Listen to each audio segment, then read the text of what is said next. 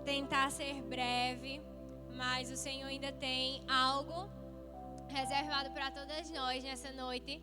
E primeiramente eu quero dizer que é uma honra enorme estar sentada nessa mesa com essas mulheres a quem eu admiro muito, né? Todas elas, em especial Manhã, mas todas essas mulheres, elas representam para mim um novo tempo para as mulheres da nossa igreja. Cada uma delas com algo específico, intencional. Vocês podem ter certeza que o Senhor tem depositado muito do céu sobre os corações e sobre as vidas delas. Mas eu queria que você abrisse sua Bíblia em Juízes 4, a partir do versículo 11. E hoje nós vamos falar um pouco sobre Jael. Não sei se você já ouviu falar sobre Jael, mas nós vamos meditar um pouco sobre a vida dessa mulher, sobre um momento em que o Senhor a usou como instrumento de libertação para o povo de Israel. Juízes capítulo 4, a partir do versículo 11, a gente vê a história de Débora, mas a gente fala muito sobre Débora e às vezes a gente esquece de falar sobre Jael. E Jael foi tão importante quanto Débora nesse processo aqui que o povo de Israel vivenciou. Então, a partir do versículo 11, preste atenção aí, em nome de Jesus. Entretanto, o queneu Éber tinha se separado dos demais queneus e do clã dos filhos de Obabe, sogro de Moisés, e tinha armado a sua tenda perto do carvalho de Tsanaim, que localiza-se nas proximidades de Quedes. Anunciaram a Sísera que Baraque, filho de Abinoão, havia subido ao monte Tabor. Sísera convocou a todos os seus carros de guerra, 900 carros de ferro, e todas as suas tropas, de Arosete a Joim, ao rio Quizon. Então Débora afirmou a Baraque: dispõe-te, porque este é o dia em que o Senhor entregou Sísera nas tuas mãos. Porventura não marchou Yahvé à tua frente? Em seguida, pois, Baraque desceu do monte Tabor e 10.000 soldados após ele. E Yahvé encheu de pânico a Sísera e aniquilou todos os seus carros de ferro e todo o seu numeroso exército diante de Baraque. E Sísera saltou do seu carro de ferro e fugiu a pé. Baraque perseguiu os carros de guerra e os soldados inimigos até Arosete a Goim. Todo o exército de Sísera foi morto ao fio da espada. Não sobrou um só adversário vivo. Sísera, contudo, fugiu a pé em direção à tenda de Jael, esposa de Éber, o queneu, porquanto havia paz entre Jabim, rei de Azor, e o clã do queneu Éber. Saindo Jael ao encontro de Sísera, ofereceu-lhe: entra, senhor meu, entre na minha tenda, não temas. Ele prontamente aceitou-lhe o convite, e ela o cobriu com um tecido. Então ele lhe rogou: dai-me, peço-te, de beber um pouco de água, porque tenho sede. Ela abriu um recipiente feito de couro que continha leite, deu-lhe de beber e o cobriu de novo. E Sísera recomendou à mulher: põe-te alerta à entrada da tenda, e há de ser que, se vier alguém e te perguntar: há alguém aqui? Responde imediatamente que não.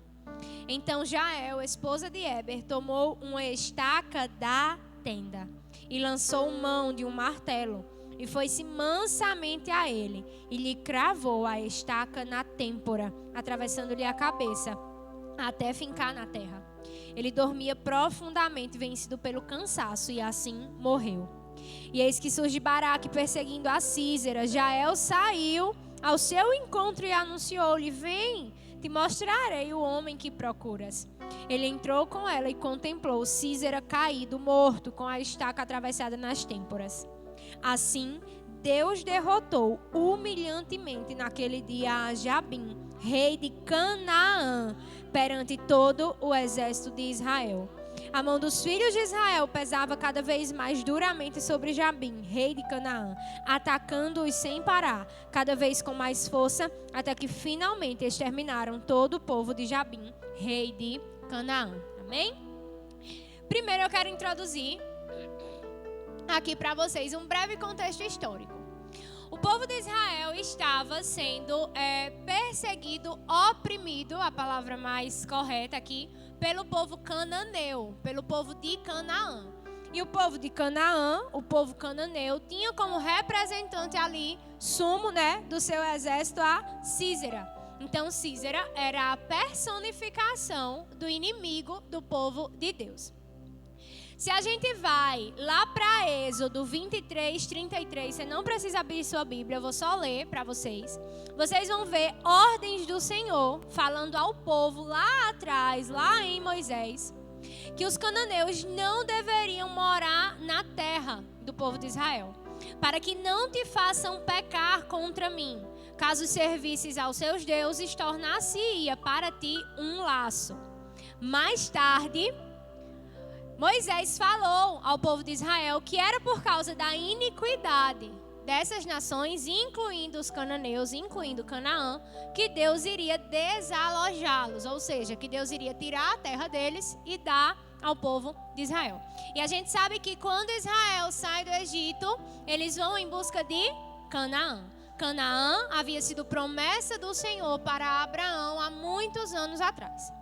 Deuteronômio 9:5 fala justamente esse último versículo aqui que eu acabei de ler para vocês. Então, olhem para Canaã como esse inimigo do povo de Deus, como aqueles a quem o Senhor já tinha advertido que o povo não deveria manter a mínima relação. E aí a gente volta para Jael. Jael, ela era casada com Éber. E em primeiro lugar eu quero falar para você que afastamento gera desalinhamento. Afastamento gera desalinhamento. Se a gente vai lá para o versículo 11, eu quero que você volte. Nós vamos ler que o queneu Éber tinha se separado dos demais queneus e do clã dos filhos de Obabe, sogro de Moisés. E tinha armado a sua tenda perto do carvalho de Tsanaim, que localiza-se nas proximidades de Quedes. O sogro de Moisés, Jetro, era um homem de Deus. A gente vê Jetro chegando e aconselhando Moisés ali na sua lida com o povo de Israel, na sua liderança com o povo de Israel.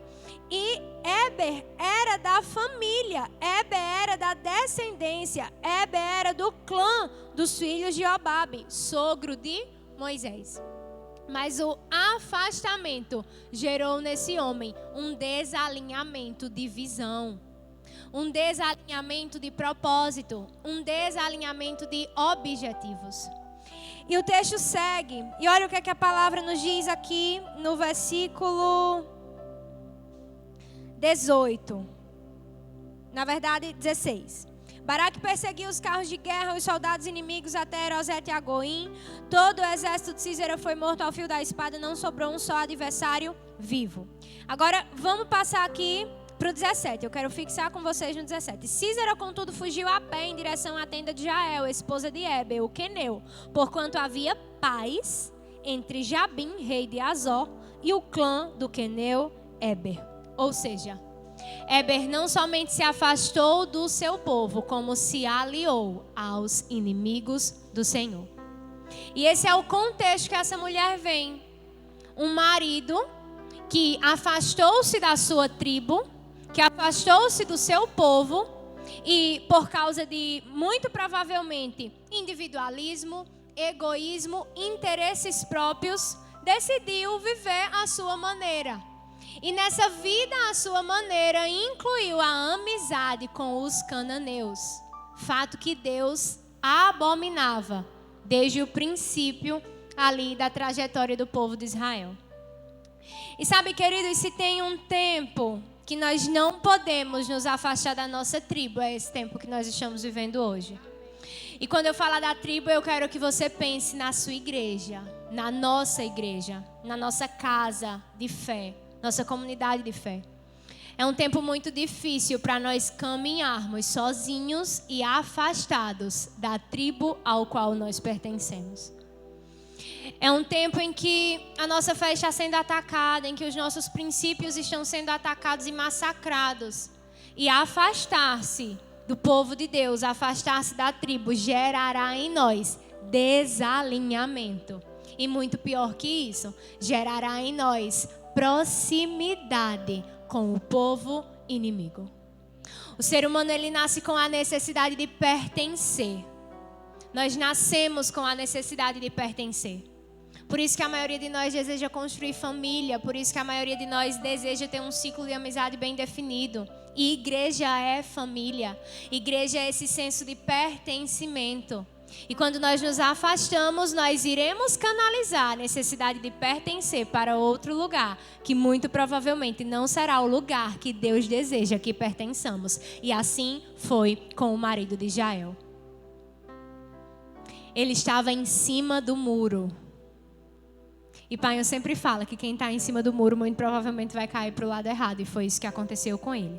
Uma vez que se afastou do seu povo, ficou em cima do muro e caiu para o lado errado. E abraçou a amizade com um povo que sabe o que é que fazia? Adorava deuses, introduzia prostitutas dentro do templo, matava crianças como forma de sacrifício para o seu Deus. Muito semelhante, né? A certas coisas que a gente vê hoje por aí.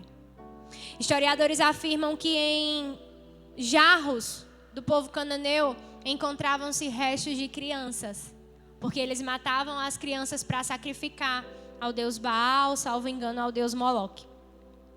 Por causa dessas crenças, os cananeus tinham valores invertidos e cruéis. E Heber é essa evidência de alguém que se afasta da sua tribo e se deixa influenciar e levar por princípios e valores contrários ao que Deus estabeleceu. Provérbios 18:1 diz que aquele que se isola busca os seus próprios interesses. Busca seus interesses egoístas. E se tem um tempo que é necessário nós sermos igreja, estarmos juntos da igreja, vivermos isso aqui, comunhão e coinonia, é nesse tempo que nós estamos vivendo. Porque a nossa comunidade de fé, a nossa família na fé, é imprescindível para a nossa firmeza e perseverança na fé. E agora, saindo aqui desse contexto de Heber, eu quero adentrar em Jael. E eu quero que você repita a seguinte frase comigo: escondida, mas não desconhecida. Jael estava escondida dos homens, mas ela não era desconhecida por Deus. Quando Císera percebe que a batalha estava perdida e que não tinha mais o que fazer, ele corre para a casa do amigo. Ele corre para a casa de Heber. Porque Císera sabia que Heber compactuava com o que ele fazia, compactuava com os princípios cananeus e já tinha se conformado com valores contrários ao que Deus havia estabelecido.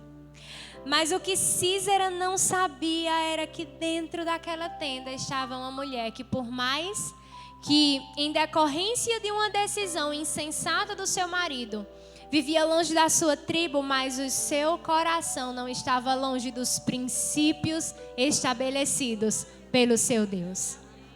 O que Císera não sabia é que dentro daquela tenda estava uma mulher que, por mais que estivesse escondida, ela não estava desalinhada espiritualmente.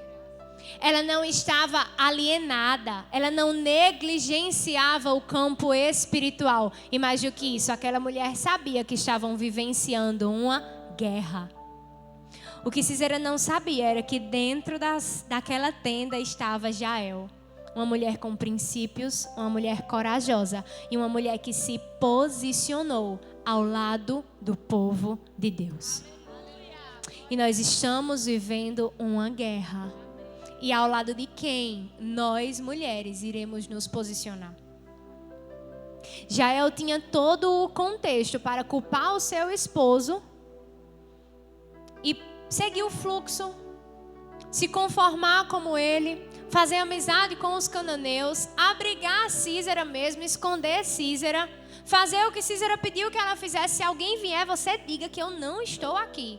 Mas ela fez o contrário, porque ela sabia que em momentos de guerra nós precisamos nos posicionar corajosamente a favor dos princípios estabelecidos pelo Senhor Deus. E deixa eu te falar uma coisa. Nós precisamos ser estratégicas. Nós precisamos ser intencionais nesse tempo. Nós precisamos ser objetivas, nós precisamos ser pontuais, porque em uma guerra não há tempo a perder. O que foi que Jael fez? Entre, deite, e quando Císera descansou, ela cravou a estaca. Ela não perdeu tempo. Porque em uma guerra, todo tempo que se perde significa prejuízo. E sabe qual é o alvo dessa guerra? As nossas famílias, os nossos filhos, as nossas crianças e principalmente o povo de Deus. A guerra que nós estamos vivenciando hoje não se difere em muita coisa da guerra que estava sendo vivenciada pelo povo de Israel naqueles dias. E essa estratégia, essa intencionalidade, essa pontualidade só vai ser adquirido através da intimidade com o Senhor Deus. Nós vivemos uma guerra espiritual.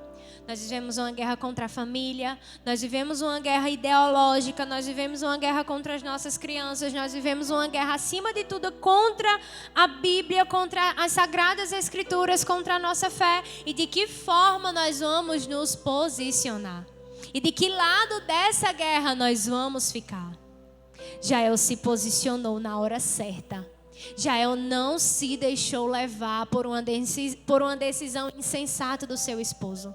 Jael não se conformou, Jael não seguiu o fluxo como se nada estivesse acontecendo, Jael não ficou em cima do muro. Jael foi corajosa para permanecer com os princípios aos quais ela tinha sido ensinada, com os princípios aos quais ela tinha aprendido, mesmo estando distante do seu povo, mesmo estando em meio a uma guerra. E muito provavelmente aquela mulher sentiu em algum momento medo. Mas ela não foi paralisada pelo medo, porque ela sabia que um propósito muito maior estava para ser executado. E ela se comportou como alguém que estava disposta a ser peça-chave para a execução desse propósito. E em terceiro e último lugar, eu quero falar para você, e é aqui que nós vamos focar um pouco mais. O tema dessa mensagem é tesouros no lar. Estudando o contexto social histórico que Jael vivia, o trabalho naquela época não era esse trabalho confortável que nós temos hoje. Não era um trabalho fácil, não era um trabalho seguro. Se hoje os homens já estão majoritariamente expostos a trabalhos mais perigosos que arriscam a vida, naqueles dias, para que se conseguisse sustento para a sua casa, era necessário matar animais, lidar com feras. Era algo muito mais arriscado. E os homens tomavam a frente e iam mesmo adiante. Então, as mulheres ficavam responsáveis em comunidades nômades que se deslocavam de um lugar para o outro. Como era essa comunidade, muito provavelmente, que Jael vivia, elas ficavam responsáveis por montar e desmontar as suas tendas. E para isso elas precisavam usar martelos e estacas. Será que alguém já pegou aí? Para isso elas precisavam usar martelos e estacas. E queridas, Jael, ela aprendeu da parte do Senhor. Ela recebeu da parte do Senhor tudo aquilo que ela precisaria para viver exatamente esse dia decisivo, não só na sua história, porque Jael passou a ser conhecida não somente por Israel, mas hoje, nós, no século 21, gente, aqui era antes de Cristo. Essa contagem de séculos se dá depois de Cristo. Nós estamos no século 21 depois de Cristo. E Jael viveu muitos anos antes de Cristo.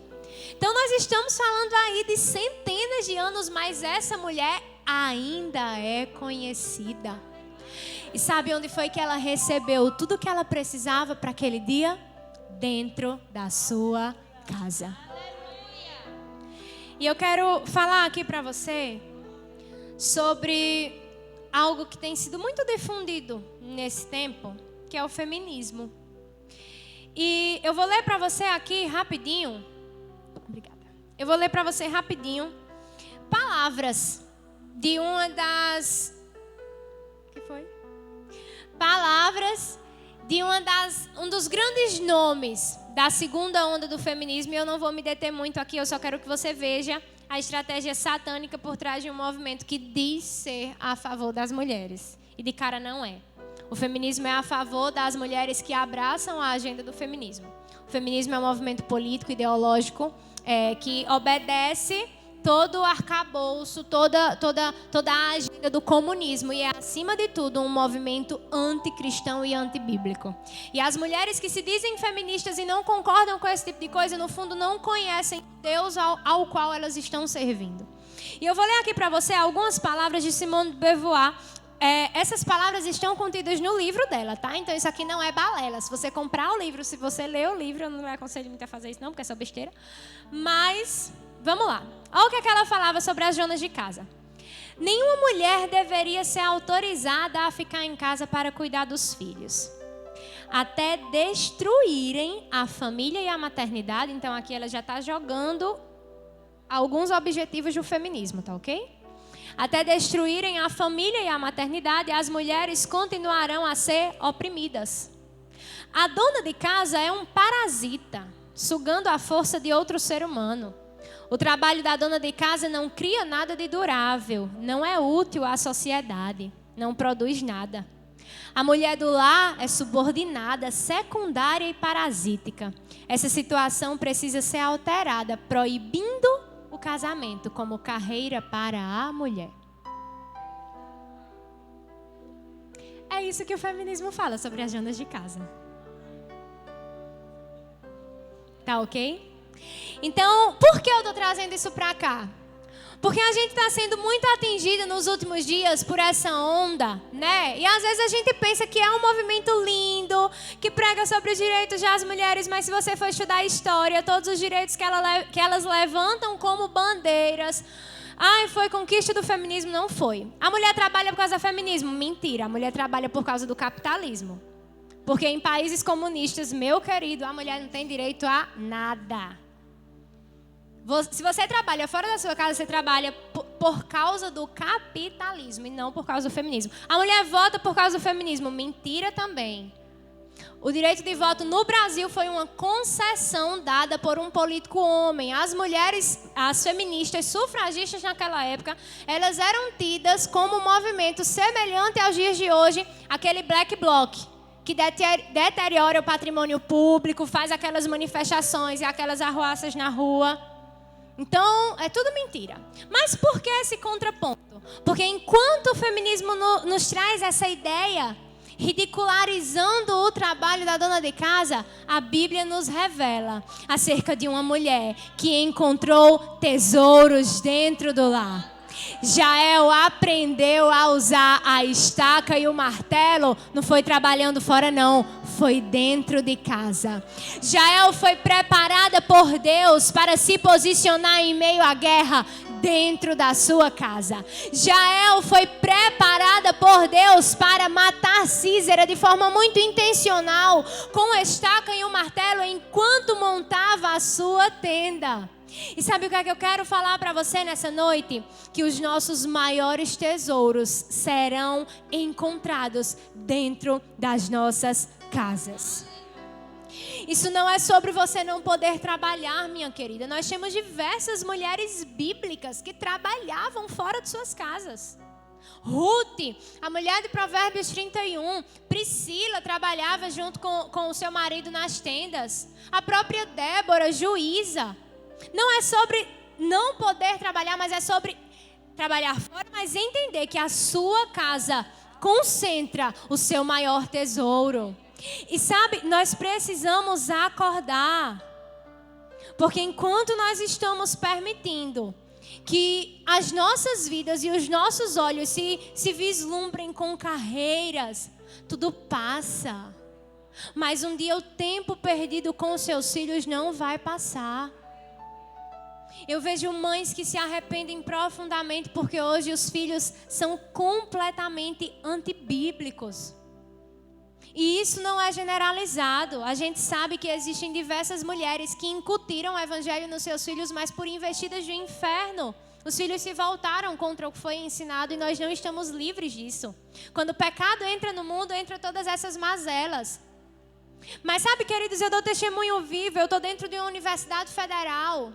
E todos os dias eu ouço coisas que vão contrárias à minha fé e aos meus princípios. Ideologias que tentam desconstruir tudo o que foi construído em mim.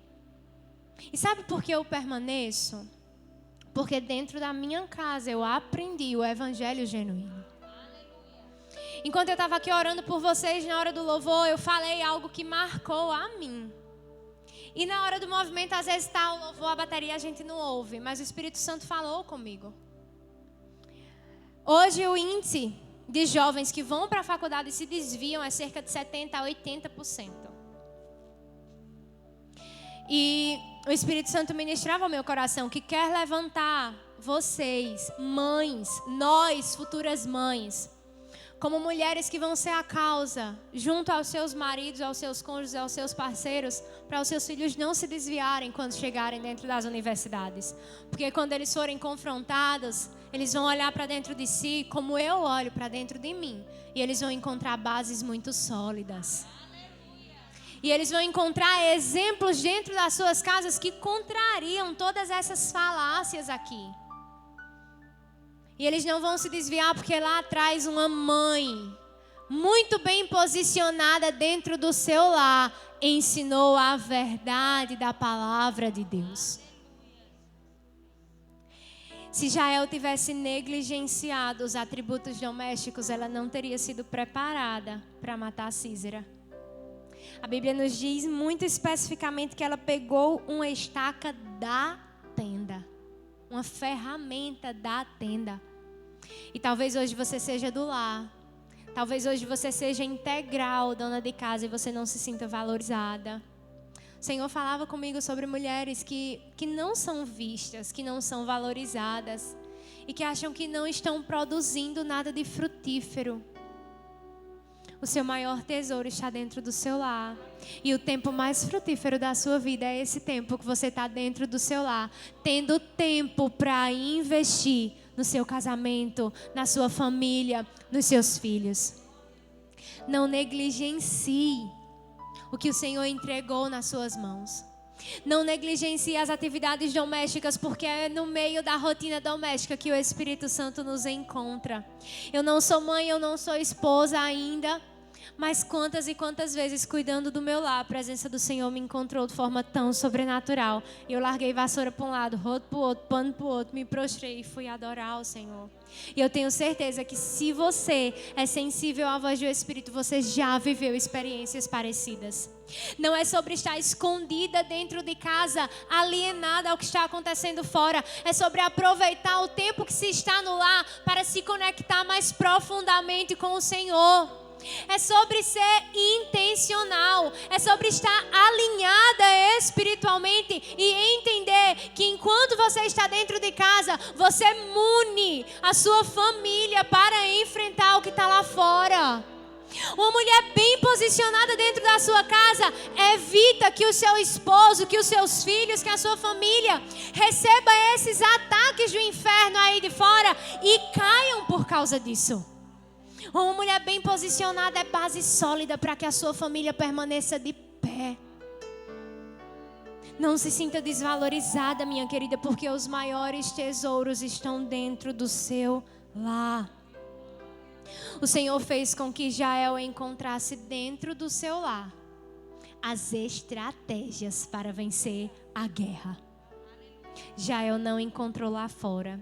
Jael não aprendeu com Débora. Jael não aprendeu em nenhum outro lugar. Jael aprendeu a manusear a estaca e o martelo dentro da sua casa. E essa era a maior estratégia para vencer a guerra que ela precisava. E foi dentro do seu lar que o Senhor a entregou. Deus havia preparado Jael como grande chave para a mudança do cenário do domínio do povo de Deus. E se ela não tivesse honrado a sua lida doméstica, muito provavelmente ela não teria vivenciado o que ela vivenciou naquele dia. Jael soube viver o processo escondida, não vista, não reconhecida, não celebrada, não aclamada, anônima. E o processo a conduziu ao propósito que a posicionou como peça-chave de um contexto muito maior. Ela foi revelada por Deus à nação de Israel no tempo oportuno. E sabe, queridas, eu vejo inúmeras mulheres que são Jael, que estão dentro das suas casas, que estão desempenhando serviços que não são celebrados, que não são valorizados, que ao fim dos dias não recebem um tapinha nas costas, que eleva o ego e o orgulho. São ridicularizadas pelo sistema, e eu acabei de lhe provar que o sistema ridiculariza essas mulheres. Você abrir a boca quantas vezes dentro... Isso é algo meu, tá? Específico. Ninguém é obrigado a ser como eu, mas eu tenho muito esse desejo, né? E eu falava muito, eu quero constituir na escola, eu quero constituir minha família, eu quero ter meus filhos, eu quero passar esse tempo de dedicação. E as meninas olhavam para mim, você está louca? Viver às custas de homem, você vai ser oprimida.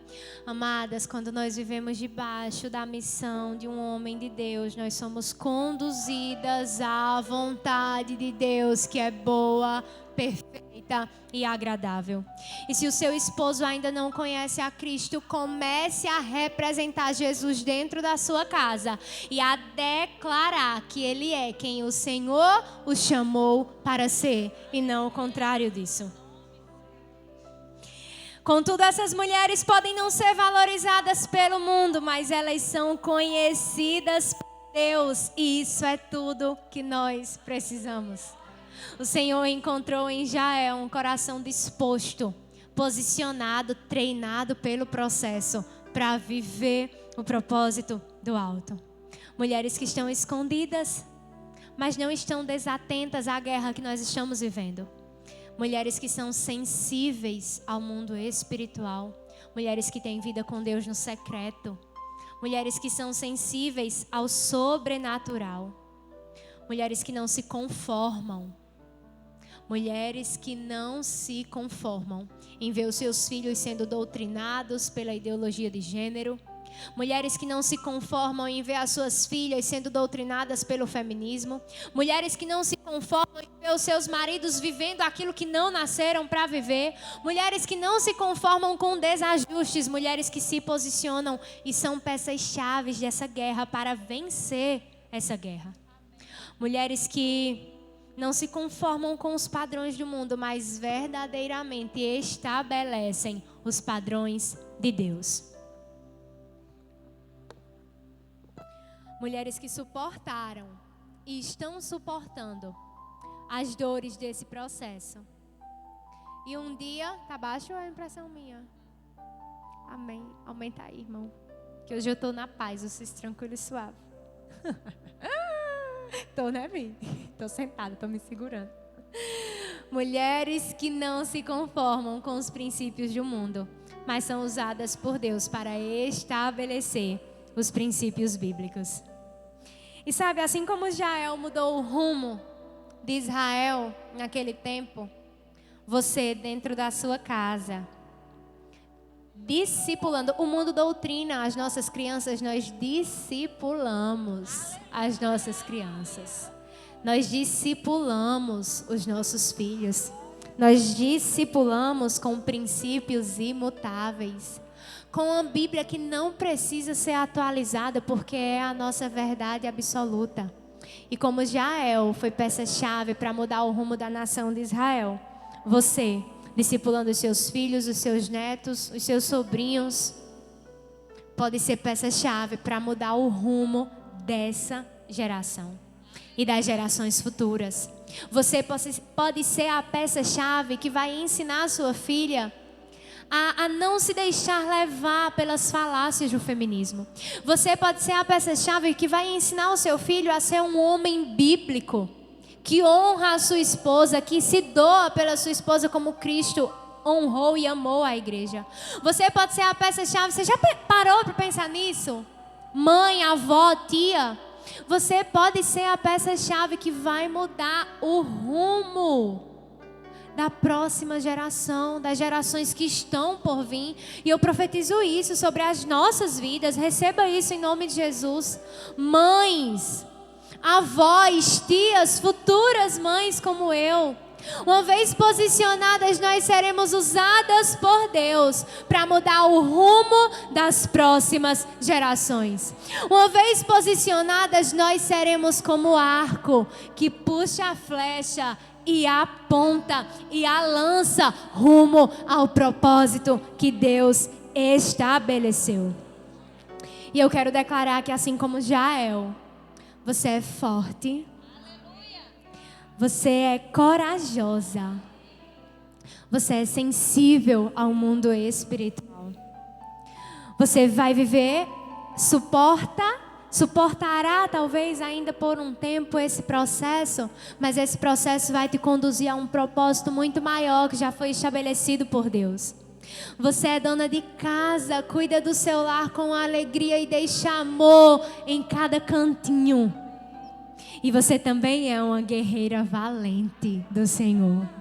Você é uma mulher que está se posicionando e continuará a se posicionar ao lado do povo de Deus.